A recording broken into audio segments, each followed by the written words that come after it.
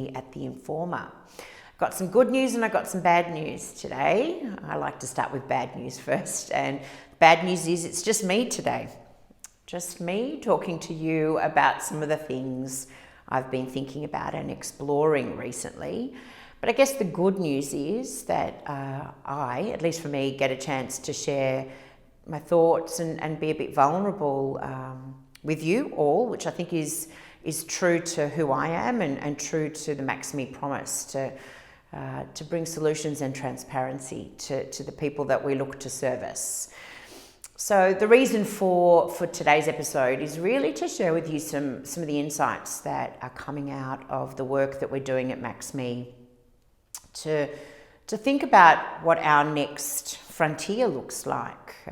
It's exploratory work, it's reflective work, which is, part of our ethos, a big part of the experience through our products, Hody, Amica, Radar, our human skill development app, our schools program and our coaching program, is this exploration and the ability to create the space for reflection, not just learning, not just applying, but reflecting. And we've been doing quite a bit of reflecting recently around kind of what's next for us. We've spent 18 months of some serious heavy lifting, building what we think are fairly exceptional products to put in the hands of youth primarily.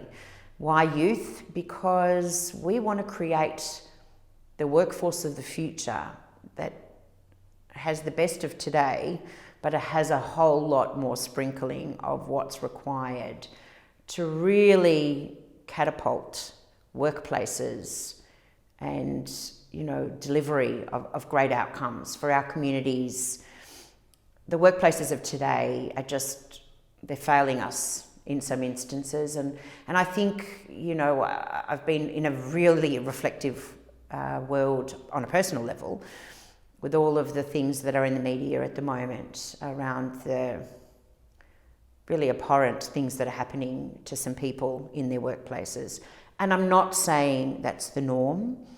I know that those are extreme situations, but there are lots of things happening that are not okay. And our role through the youth, I think, is to allow them to create the workplace of the future that we all want to inhabit, that they will want to inhabit to be the best version of themselves, and that we therefore will have the fantastic opportunity to feel because they'll create that space for us. But I digress. As most of you know, I like to bring lots of context in, but in terms of Max Me and the reflection that we've been doing, it's around what do we sort of want to do now? We've got the great products. We've started down the road of putting them in the hands of those that most need it. We're getting some fantastic feedback. Our products are making a difference. But what does that look like from here? And we're really lucky. We've got a fabulous advisory board of, a really eclectic group of people who come together once a month, not because I pay them, but just because they're really passionate about what we're doing and they want to be a part of it. One of the people that was on the advisory board had to recently take themselves off the advisory board because they had some other things they needed to focus on. And I was so overwhelmed by their reflection being that they're going to miss this nurturing work. They're going to miss the conversations and the building of solutions that they can really feel a sense of passion and themselves in. And so of course we'll welcome that person back once the things that they have in their life are no longer challenging them. But to be able to hear that advisory board and the work that we're doing is making that difference was really amazing. But as we engage with our advisory board and we think about what we're going to do for the future, the strong view is we need to kind of live our purpose. And so we took the extraordinary decision that we would make all of our first level of learning, our apprentice level, our 30 modules of what we call the foundational skills of being human, free to anyone who wants to use it.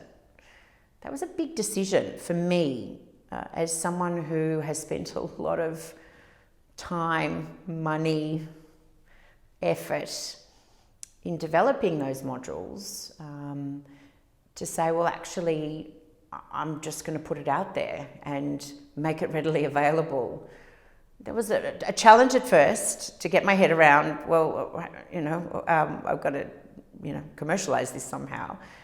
But then it struck me that, putting it in the hands of those who most need it is living my purpose. And I believe that living my purpose and doing what's right to create the workforce of the future that we all want to inhabit feels right.